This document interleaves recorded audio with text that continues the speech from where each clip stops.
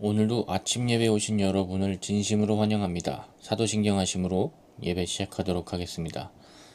전능하사 천지를 만드신 하나님 아버지를 내가 믿사오며 그 외아들 우리 주 예수 그리스도를 믿사오니 이는 성령으로 잉태하사 동정녀 마리아에게 나시고 본디오 빌라도에게 고난을 받으사 십자가에 못 박혀 죽으시고 장사한 지 사흘 만에 죽은 자 가운데서 다시 살아나시며 하늘에 오르사 전능하신 하나님 우편에 앉아 계시다가 저리로서 산자와 죽은 자를 심판하러 오시리라.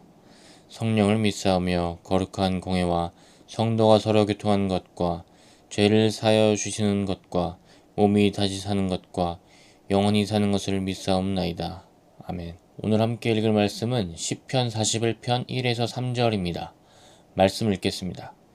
가난한 자를 보살피는 자에게 복이 있으며 재앙의 날에 여호와께서 그를 건지시리로다.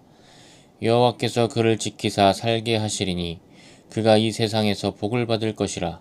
주여 그를 그 원수들의 뜻에 맡기지 마소서. 여호와께서 그를 병상에서 붙드시고 그가 누워 있을 때마다 그의 병을 고쳐 주시나이다. 아멘.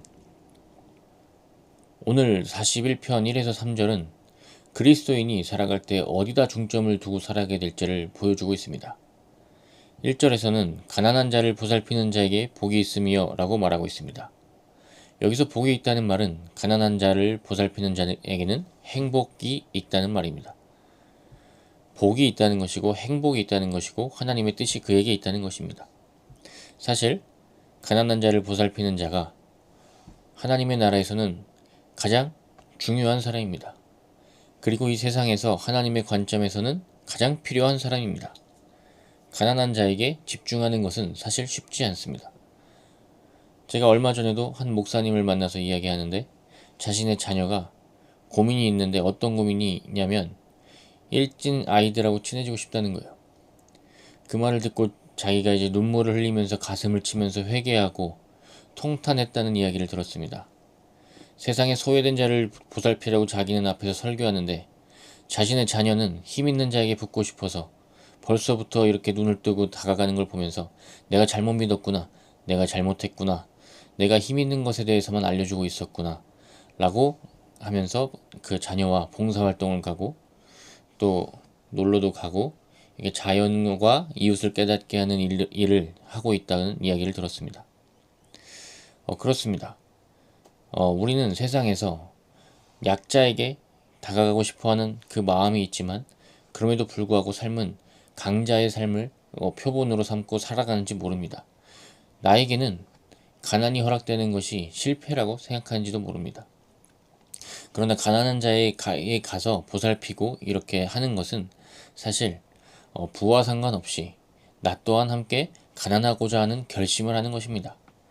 저도 이제 그 자선단체를 통해서 오지에 있는 친구를 돕고 있는데 얼마 전에 그 친구가 이제 생일이라는 거예요. 그래서 선물을 보낼 수 있게끔 이렇게 해놨더라고요. 정말 좋아요. 그런데 이 운송비까지 하고 이렇게 하니까 정말 쉽지 않다는 생각이 들었습니다. 참 결심을 해야 되는 순간이 필요하더라고요. 비단 저만 힘들었을 것 같지는 않습니다. 이거를 실행하는 모든 사람들은 힘들었을 거라고 생각이 들 만큼의 금액이었어요. 고민을 한번 하게끔 한다는 그런 금액이더라고요. 그런데 오늘 이런 말씀을 보면서 사실 이 말씀이 힘이 되는 것은 이 말씀을 보면서 제가 다시 결심을 하는 거죠. 그리고 역점을 가지는 겁니다. 신앙의 역점을 가지는 겁니다. 또한 이 말씀에 대한 설명을 보는데 이런 설명이 눈에 들어왔습니다. 교회와 교회의 행사들에 괜찮은 부분만 보고 따라가는 사람들은 사실 별로 필요가 없다는 거예요. 교회와 수련회나 행사나 이런 걸 할 때 어떤 문제가 있는지 정확히 보고 그 문제에 자기 몸을 담그는 사람, 그래서 거기서 문제를 하나하나 해결하려고 하는 것, 그 사람이 교회에 가장 필요하다는 겁니다. 그런데 그런 사람들이 가장 힘들어하고 문제를 드러내기 때문에 가장 힘이 없어지고 또 괜찮아 하는 사람들은 힘이 있는 사람이라서 그런 사람들을 누르기 때문에 그곳에 있기 위해서는 진정한 그리스도인이 되어야 한다는 그런 설명을 받습니다. 그 부분에도 참 동의가 되고 은혜가 되었습니다. 이 가난한 자를 보살피는 자, 약자에게 가는 것, 문제를 아무도 보지 않는 문제에 가는 것, 하나님의 시선이 머무는 곳이 어딘지를 고민하는 것, 그것이 그리스도인이 해야 될 일임을 정말 저는 도전하고 싶습니다, 오늘. 그래서 1절에서는 가난한 자를 보살피는 자에게 복이 있으며 재앙의 날에 여호와께서 그를 건지시리로다. 이렇게 말하고 있습니다. 가장 힘든 날에 하나님께서 그를 건진다는 겁니다. 가장 어두운 날에 그를 건진다는 거예요. 저도 이제 제 자녀가 있지 않습니까? 유치원에서 이제 아이들을 보는데, 나름대로는 이제 어렵고 적응 못하고 이런 친구들이 있으면 가서 도와주라고 이렇게 이야기를 했습니다. 그런데 참 고민이 생기는 것 같아요. 다른 친구들이 얘랑 놀면 같이 안 놀아주는 그런 고민들이 있더라고요. 참 이게 어떻게 보면 그리스도인의 삶도 마찬가지죠. 우리도 어딘가에 가면 이 강자들이 관심을 가지지 않습니다. 끊어버립니다. 삶이 그렇습니다. 세상이 그래요. 그런데 학부모 초청 수업이 있어서 유치원에 갔는데, 제가 그때 참 고마웠던 게 뭐냐면, 하은이가 이제 참 어려워할 때, 이제 힘들어할 때 그 친구가 와서 어떤 상황에서든지 막 큰 소리 내면서 끌고 다니면서 도와주더라고요. 친구들이 기가 세도 거기를 뚫고 가더라고요. 그런데 그걸 보면서 그 생각이 들었습니다. 약자들의 모임이 진짜 정말 강할 수 있겠다는 생각이 들었어요. 약자들의 모임이 정말로 힘이 있는 모임이 되겠구나. 오히려 마음은 더 강하다는 생각이 들었습니다. 교회도 그렇지 않습니까? 이번에 수련회를 준비합니다. 수련회를 준비하는데 이런 질문을 하세요. 어떤 목사님께서 진짜로 아이들이 변화하기 위해서 연합수련회를 하고 있는 것인가? 진짜로 우리는 최선을 다하고 있는가? 쉽게 가려고 하는 거 아닌가? 그저 일의 분배만 하고 있는 것은 아닌가? 가장 필요한 게 무엇인가? 라는 생각을 안 하고 있다는 거예요. 그러면서도 이게 머리를 한 대 맞은 느낌이었습니다. 맞습니다. 가만히 있으면 편해지고 싶지, 일하고 싶지 않거든요. 그런데 그 이어서 한 말씀이 더 좋았던 게 뭐냐면, 그게 가장 힘들기 때문에 거기로 아무도 안 뛰어들려고 하는데, 누군가가 예수님을 만났을 때 그 사람이 나중에 교회에 남는다는 거예요.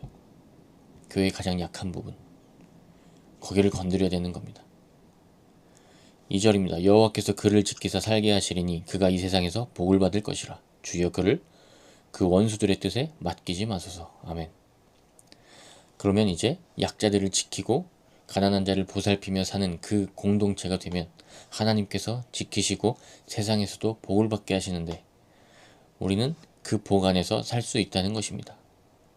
우리가 변화됐기 때문에, 성령님을 만났기 때문에, 하나님을 만났기 때문에, 여러분도 이 교회에 남아있고 여러분도 그때의 첫 만남이 강렬했기 때문에 지금 이 공동체를 꾸리고 있지 않습니까? 이 공동체를 꾸리기 위한 그때의 그 만남을 우리는 전수하기 위해서 최선을 다해야 됩니다. 그리고 이 기독교가 이 나라의 뿌리 깊이 이제 세워질 수 있었던 이유, 일본과 다른 이유 하나가 뭐냐면, 일본은 부유층에 전해졌고 한국은 가난한 층에 전해졌습니다. 그게 가장 큰 차이였어요. 그러니까 우리는 지금도 약자에게 다가가야 되고, 우리도 함께 약자가 되고자 하는 마음을 버리지 말아야 됩니다. 그래서 우리가 3절의 말씀을 믿고 나아가야 됩니다. 여호와께서 그를 병상에서 붙드시고 그가 누워있을 때마다 그의 병을 고쳐주시나이다. 하나님께서 우리가 약할 때 항상 붙드시고, 우리가 누워있을 때마다, 우리가 힘들다고 할 때마다, 그것이 가장 문제라고, 하나님의 시선이 여기 있지 않냐는 그 질문을 하면서 우리가 눈물로 기도할 때 하나님께서 그것을 고쳐주신다는 믿음을 가지고 우리는 강하게 나가야 됩니다. 우리에게 가장 약한 부분이 무엇입니까? 믿음이 아니겠습니까? 우리가 그 믿음을 위해서 역점을 가지고 신앙생활을 해야겠고, 우리가 또한 그 믿음을 전하기 위해서 중점을 두고 기도하고 찬양하고 또 설득하고 이 길을 걸어가야 될 줄로 믿습니다.